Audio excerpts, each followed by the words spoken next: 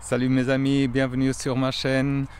Et aujourd'hui on va parler d'une chose incroyable. On va parler d'échecs et des leçons essentielles pour réussir.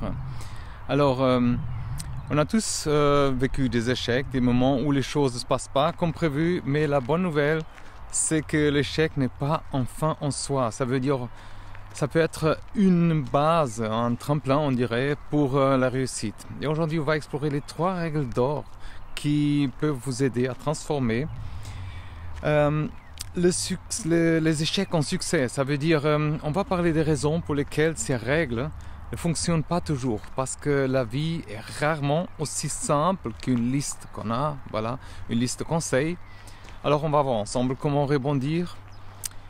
Alors, l'échec c'est une expérience universelle. On vous a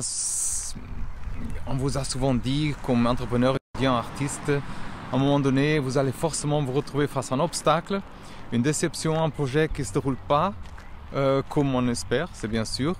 Ce qui compte, c'est vraiment, c'est de pas éviter l'échec à tout prix, hein, mais plutôt de savoir comment le gérer et comment l'utiliser pour progresser vers la réussite. Et aujourd'hui, justement, on va voir comment. Et la première chose, la première règle, la règle numéro 1, c'est apprendre de chaque échec. Ça paraît simple, mais c'est une des plus importantes. Ça veut dire, c'est jamais considérer un échec comme une fin en soi, mais plutôt comme une opportunité d'apprendre, de grandir. Et chaque fois qu'on rencontre un obstacle, il faut prendre le temps d'analyser ce qui s'est passé, qu'est-ce qui n'a pas fonctionné, quelles leçons est-ce qu'on peut tirer, et qu'est-ce qu'on pourrait faire différent la prochaine fois. C'est un peu comme, on dirait, un scientifique qui mène une expérience, et si le résultat n'est pas ce qu'on veut, bien sûr, il ne jette pas tout à la poubelle, il analyse les données, il cherche à comprendre pourquoi ça n'a pas marché. Il a juste son approche pour une autre tentative, et ça continue comme ça. Et on doit alors adapter la même attitude face à nos échecs. Ça veut dire, on apprend des échecs, on transforme dans une expérience négative, on transforme dans une source de connaissances, on va s'améliorer. On augmente aussi nos chances pour un succès. Ça veut dire, voilà, on passe à numéro 2, cultiver un esprit résilient. Ça veut dire, c'est développer notre résilience, notre capacité à nous relever après chaque chute. Ça veut dire l'échec, c'est un peu décourageant parfois. Il peut vraiment affecter notre confiance. Mais c'est important de ne pas nous laisser abattre trop longtemps. Ça veut dire il faut s'autoriser à avoir ces émotions. Et aussi, alors des émotions, mais après il faut vraiment tirer des expériences de tout ça et nous remettre en selle comme les chevaux qui apparaissent ici. Ça veut dire sur les chevaux. Alors imaginez un boxeur par exemple qui tombe au tapis. Alors c'est pas la chute qui compte, mais c'est sa capacité de se relever après ou avant qu'on compte jusqu'à 10. Et c'est pareil pour nous, ça veut dire la vie est pleine de coups durs, on le sait. Mais notre force, justement, réside dans notre capacité à nous relever, à continuer à nous battre pour nos rêves. Ça veut dire notre esprit résilient nous permet de ne pas nous laisser paralyser par la peur, mais de persévérer face à ça. Ça veut dire on développe une force intérieure qui nous rend plus aptes à atteindre nos objectifs. Et on va tout de suite à la règle numéro 3. Agir avec persévérance. Ça veut dire, c'est de jamais abandonner nos rêves, même si on a l'échec. Ça veut dire, la persévérance, c'est comme une clé, ça veut dire de réussite. Ça veut dire la plupart des personnes qui ont accompli de grandes choses ont connu beaucoup d'échecs, comme on sait, avant de finalement atteindre leur but. Ça veut dire la différence, c'est qu'ils n'ont jamais cessé d'essayer. Ça veut dire, par exemple, voilà, un classique, Thomas Edison, qui a inventé des milliers de tentatives qui a fait des milliers de tentatives avant d'inventer la bonne lampe, la bonne ampoule électrique. S'il avait abandonné, après quelques essais, le monde serait bien différent. Ou ça serait inventé plus tard. Mais notre persévérance, c'est vraiment notre arme qu'on a, la plus puissante face à l'échec.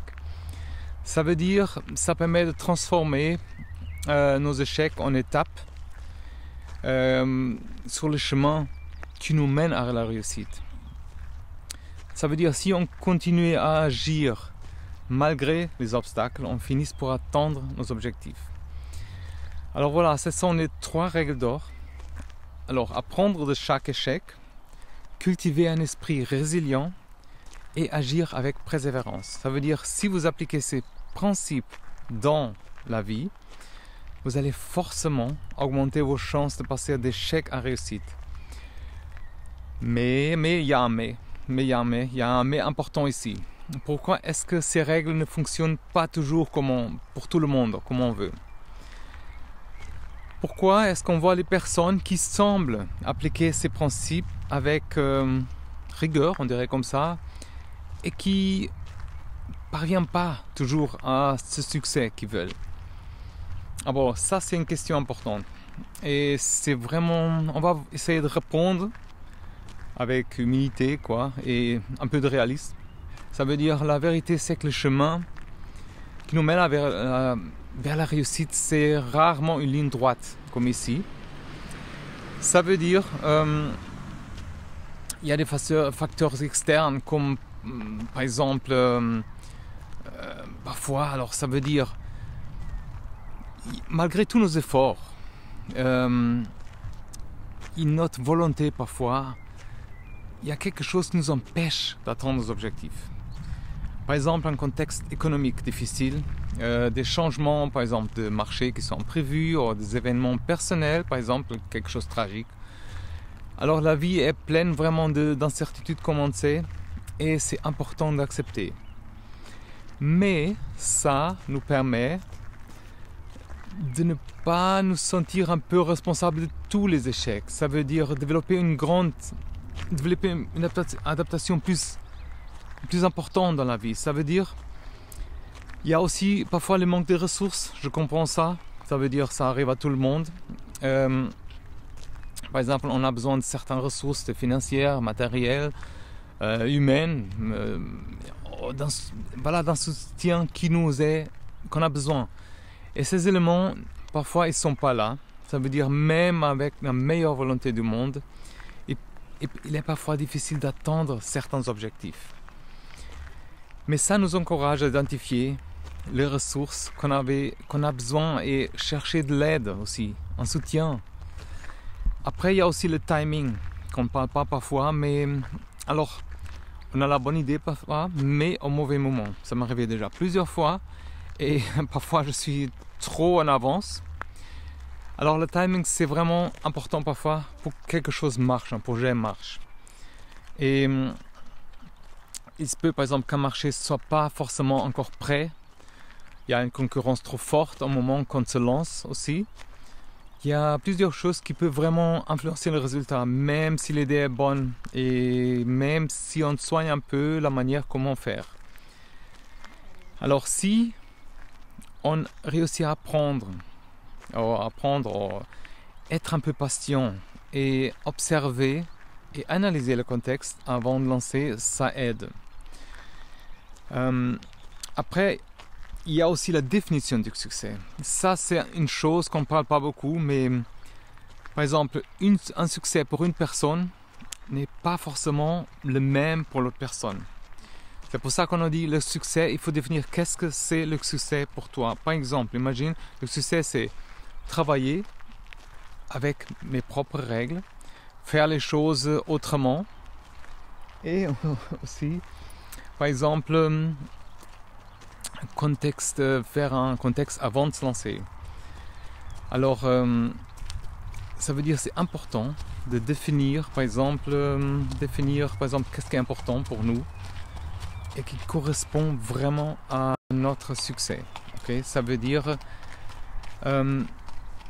après, il y a aussi un manque d'alignement avec nos propres valeurs ou passions. Ça veut dire, Si on poursuit un objectif qui ne nous passionne pas vraiment, ou qui par exemple n'est pas encore avec nos valeurs, c'est beaucoup plus difficile de rester motivé.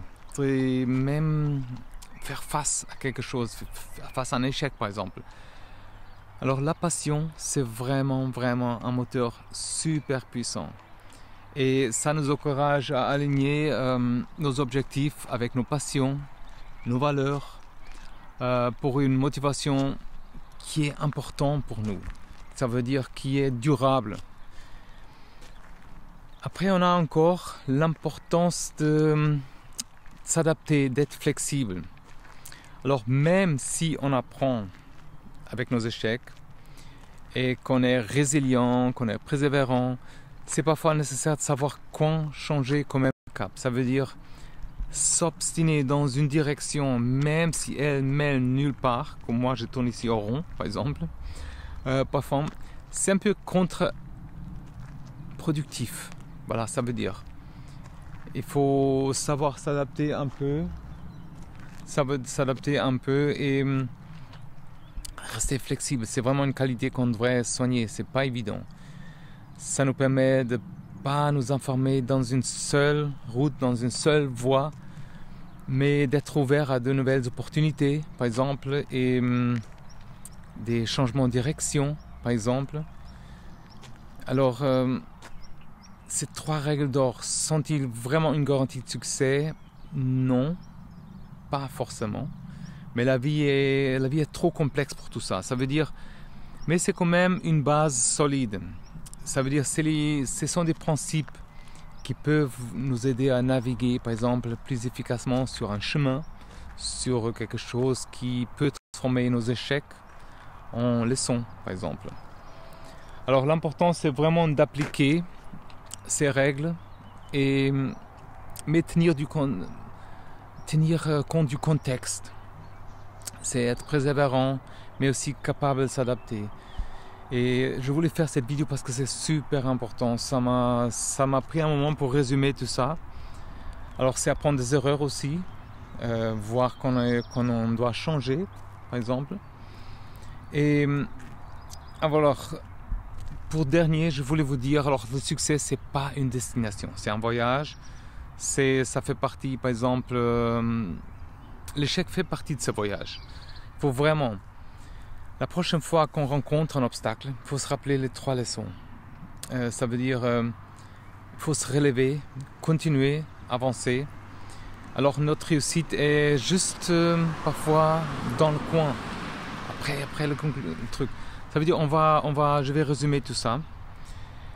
Alors, apprendre de chaque échec, transformer nos erreurs en leçons, cultiver un esprit résilient, ça veut dire se relever après chaque chute, agir avec persévérance, il ne faut pas abandonner nos rêves. Et pourquoi ça ne marche pas toujours? Parce qu'on a dit qu'il y a des facteurs externes, il y a un manque de ressources parfois, de soutien, un obstacle, un timing qui n'est pas correct. Alors l'alignement de nos valeurs et passion, c'est vraiment important. Et l'adaptation et flexibilité sont aussi nécessaires. Alors l'échec, ce n'est pas la fin de l'histoire, mais une partie de notre chemin vers la réussite. Alors si cette vidéo ou podcast vous a inspiré et vous donne des clés pour mieux gérer vraiment la réussite, il ne faut pas hésiter à liker, à partager avec vos amis ou quelqu'un qui poursuit leurs propres objectifs, et surtout abonnez-vous à la chaîne, au podcast, et pour ne pas manquer les prochaines vidéos, les prochaines étapes sur le développement personnel. Et si vous souhaitez aller un peu plus loin encore, chaque semaine j'envoie les conseils exclusifs, des réflexions pour nous aider dans notre parcours, et je vous invite vraiment à s'inscrire pour recevoir tous ces conseils. Merci beaucoup d'avoir regardé, d'écouter, et n'oubliez pas que chaque échec est une opportunité d'apprendre, de grandir. Croyez en vous, continuez à avancer. À très bientôt, pour de nouvelles inspirations et aventures. Alors, force, courage.